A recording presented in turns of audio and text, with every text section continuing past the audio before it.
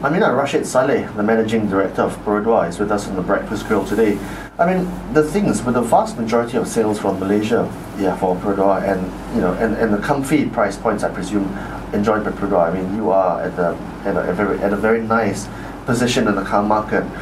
Some critics say there isn't really the need to drive model rollout. I mean, for example, the MyV was launched 5 years ago, but today it's still 53% of sales for Perodua. Why the lag between such a long interval?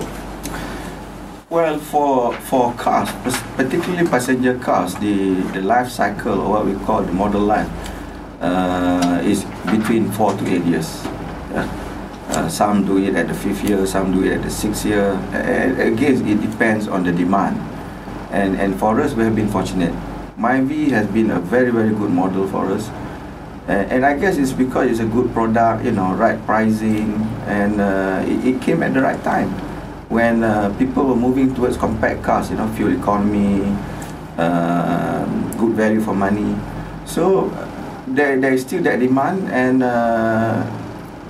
we'll probably revisit and relook at when would be the right time for us to change the model. Well, do give us some visibility. I mean, it is a 5-year-old car. When are you going to have the replacement come out?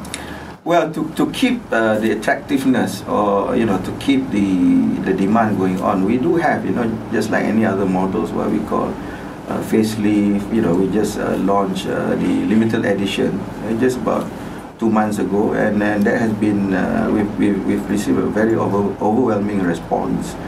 We will continue to do this. Okay, I will cite the grapevine here. I mean, the grapevine suggests that MyV replacement will be out in April next year. True or false? We still have the demand. The issue is the demand is still good, and we need to revisit some of these plans. That's kind of worrying. I mean, because the thing is, Perodua is the biggest car maker in Malaysia, and you are relying on a 5-year-old car to drive 54% of sales. How would you address concerns, especially among your shareholders, that I guess Perodua can be described as inert, maybe? Well, bear in mind that we have also launched our Alza, which is less than a year old. So it's a different segment, though, isn't it? Although it is a slightly different segment, but bear in mind that there are also people with small families, who at some point earlier was looking for a slightly bigger car, So now that the Alza has come in, so there is this choice between a passenger car and MPV. That's the thing. So how many percent of sales will the Alza in fact the Alza? Alza currently commands about 20 to 25% of the market. 20 to 25, yeah, and the remaining will be the Viva, yeah. Viva, yeah. Okay, and that's the thing. There's only 3 models in the Perodua stable. There's the Alza, which is the MPV or the mini MPV, the MyV, which has been around for 5 years, and then the Elite, which is the Viva, yeah, the entry-level point. And are there any plans to add new types of classes of cars? Well, moving forward, we are, this is a continuous effort on our side, looking at demand. What are the demand of the consumers or the customers? As you correctly pointed out, would 3 models be enough to bring us forward? Bear in mind that liberalization is on its way. So these are some of the issues that is being discussed at the moment. Now let me put it in the right perspective. Last year we only had 2 models, Viva and the MyV, and yet we're able to command 31% of the market share. Well, a detractor would suggest that you are resting on your laurels. Well, no, we are not. I mentioned just now, Alza has just launched. It has created what I call, it has grown the MPV segment. Now people are looking at MPV as a lifestyle. So there are people who prefers to have an MPV but with what we call a passenger kind of feeling. And this seems to be the trend, not just in Malaysia but in the world. So give us time, and I'm sure we can grow that market or that segment. Okay, let's put this into perspective, because in 10 years' time, full liberalization will be envisaged. there will be no barriers between yourselves and Toyota and Daihatsu and all the other small car makers. Yeah, Smart as well would be another one. Now that's the thing.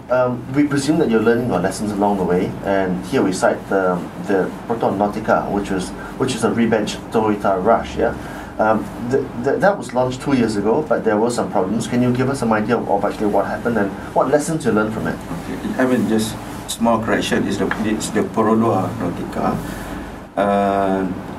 There is a slight difference between Toyota Rush and the Nautica that we brought in. The Nautica is actually a 4x4, whereas the Rush is actually a 4x2. It was a CBU from Japan. We were trying to test the market, and the positioning was plays an important part. And based on feedback, the consumers were, it was a challenge for us selling it at that price. So we managed to sell about 500 units, and unfortunately we had to discontinue it because it doesn't. We didn't have the economies of scale to do it CKD, so that we'll be able to bring the cost and the price down. We're talking to Aminar Rashid Salleh, the managing director of Perodua on the Breakfast Grill today. So what's your roadmap for new model rollout? I mean, historically, intervals between new launches has been as long as 4 years. So that's quite a long time in today's modern, car industry. Well, we have 3 models now, and our idea is that we are able to come up with so-called refresh on new models, hopefully once in 2 years. Yeah, and what kind of investment does it normally require? Okay, for new models, it is something in the region of 280 to 320 million for every new models. And because Perodua it is a national car, but it's also a private company, and UMW actually owns 38%, being the biggest shareholder.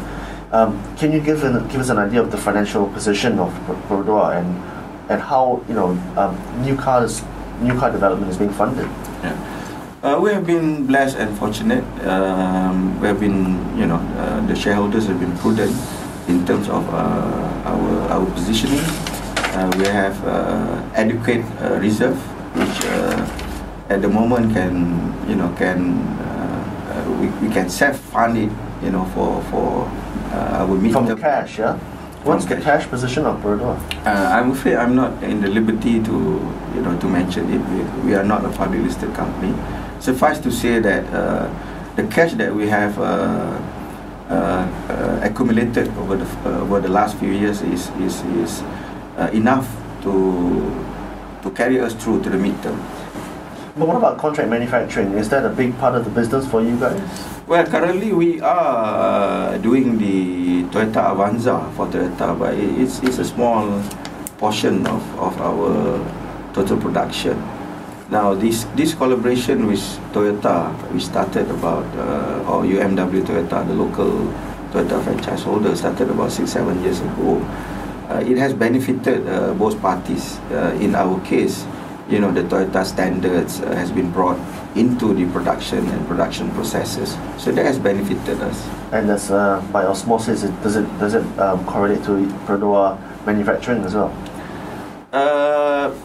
The current arrangement is we will continue to assemble the Avanza for Toyota, and that's the only so-called contract manufacturing arrangement that we have. Okay, let's end with this quite interesting theme, a merger with Proton, as regards this potential move between yourselves and the number 2 guy in Malaysia. Some meetings have apparently been held, and any valuable feedback, quote unquote, from these discussions will be forwarded to the government, and with the recommendations being made to the cabinet by year end. What have these discussions? What shape and form have these discussions taken? Well, the government through MITI has appointed an independent consultant, and MAI, which is the Malaysian Automotive Institute, has been entrusted to coordinate this on behalf of MITI. Both MAI and the consultants have met us and our vendors. They have interviewed some of our people, as well as surveyed us and and asked pertinent questions. We have given our views. What have your views been? Well, I guess at the end of the day, it's a difficult subject matter. I think at the end of the day, we would like this matter to be, not to rush into this matter, that all stakeholders' view is being taken into consideration, and once a proposal is put on the table, obviously, then it deserves some consideration and some evaluation. Just what are the drivers behind this proposal, and what are the pros of it and what are the cons of it? This proposal is now being handled by the government, MITI in particular. Some of the issues that were mentioned, let's the industry be prepared for liberalization. Well, we know for a fact that Proton has talked about economies of scale and efficiency and so on and so forth, but you guys in particular, your plants are not underutilized, and in fact you're selling cars, whereas on the other side they aren't. Personally, does it make sense for you that this merger does occur one day? Let me put it this way. I think there is room for us to work with Proton, perhaps in the form of collaboration, which we have started. As many may know, we are actually a supplier of cylinder heads for some of the engines. So that collaboration would be at a very micro level, on a very division level, yeah? I'm sure, if we continue to sit down and discuss, there are areas, of common interest to both parties. Well, the assumption that we have is that your thoughts on the merger or potential merger would really be on clarity of the merger, yeah? The shape and form of it, yeah? Would that be correct to say? Yeah, we at this point in time, as I mentioned, there is this feasibility study being conducted. It has not come to the end yet. I believe the consultants and MAI are putting all the information and the views together, and will forward it to the government. With some kind of resolution by when? Some form of timeline has been mentioned. We're looking at to move to the next level, probably before the end of the year. Well, we do wish you the best of luck, and we hope that whatever collaboration that does transpire is in the best interest of the country. Thanks for your time, Amin. Thank you very much for having me. That was Aminar Rashid Salleh, the Managing Director of Perodua. I'm Kusu Churang, and this is BFM 89.9. Be privy to expert views on the economy, distilled down to must-listen insights on The Breakfast Grill on BFM 89.9. Brought to you by the CIMB Group, Southeast Asia's leading universal bank.